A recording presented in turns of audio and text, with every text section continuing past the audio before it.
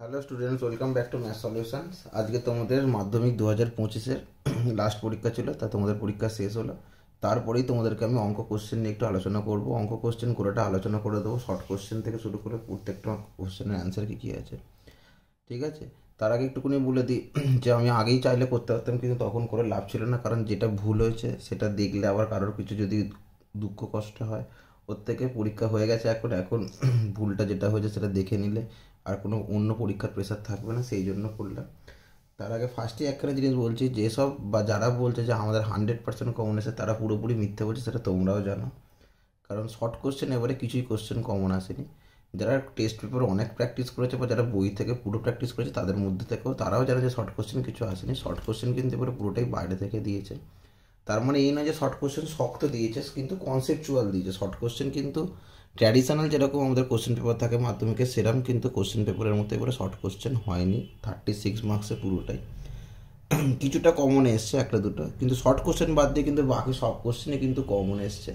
সেটা আমার তোমার ভিডিও থেকেও দেখতে পাবে, বা যারা অন্যান্য স্যারেরা দিয়েছে তাদের মধ্যে থেকেও কমন এসছে শর্ট কোশ্চেন ছাড়া অন্যান্য জিনিসপত্র।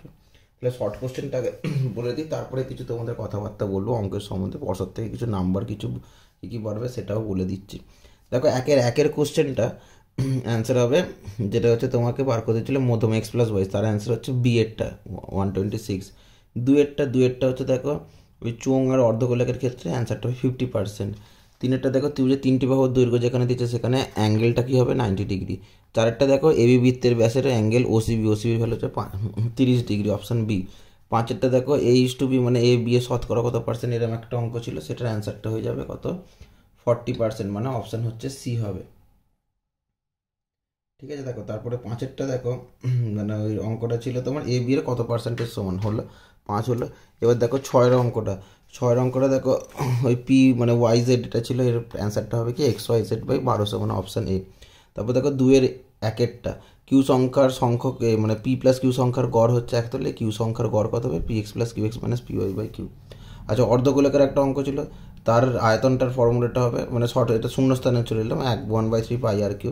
এখানে সাইন স্কোয়ার থিটা, এখানে 2x, এখান থেকে এক্সের ভ্যালু হচ্ছে কত বলো ½ আর তারপরে চারেরটা দুটো বৃত্ত পরস্পরকে স্পর্শ করবে। এখানে পাঁচের একটা ছিল x × 4 - √3, এখানে x² + y², তার ভ্যালু কি 38/16। আমি তোমাদের সবকটা শর্ট কোশ্চেনই করে দেখিয়ে দিয়েছি, তোমাদের সুবিধা হবে, মিলিয়ে নিতে সুবিধা হবে। ছয়ের কোশ্চেনটা আমান পিন্টুর যে অঙ্কটা ছিল, দেখো সেখানে অনুপাত হবে 2:3:5 হবে, ঠিক আছে।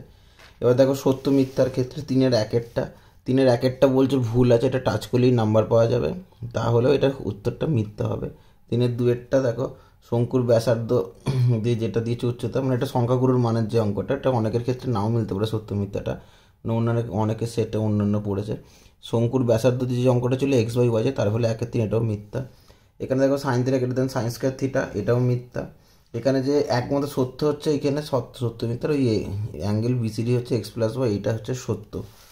তারপরে দেখো 6x², এখানে সেই ছিল 25/36, এখান থেকে এটার ভ্যালু, এটাও মিথ্যা। তারপরে দেখো যে লভ্যাংশের অনুপাত ছিল, এটাও মিথ্যা, ঠিক আছে। এবার দেখো চারের কি কোশ্চেনগুলো ছিল, দেখো চারের একের কোশ্চেনটা ছিল এন এর ভ্যালু কত, যেখানে মধ্যমা দিয়ে থাকবে, এনের ভ্যালু হচ্ছে 50। চারের দুয়ের কোশ্চেনটা ছিল দেখো ক্ষেত্রফলের অনুপাত, এটা হচ্ছে 10:9। তারপরে চারের তিনের অঙ্কটা ছিল এর সর্বনিম্ন মান, সেটা হচ্ছে 7। চারেরটা ছিল cos to the power 4 theta মানে ওখান থেকে 1 - 2 sin স্কয়ার থিটা, তার ভ্যালু 2/3। এখানে ছিল cos 2 থিটার ভ্যালু, থিটার ভ্যালু হচ্ছে 0, ঠিক আছে। এরপরে দেখো ছয়ের কোশ্চেনটার অ্যান্সার কী হবে।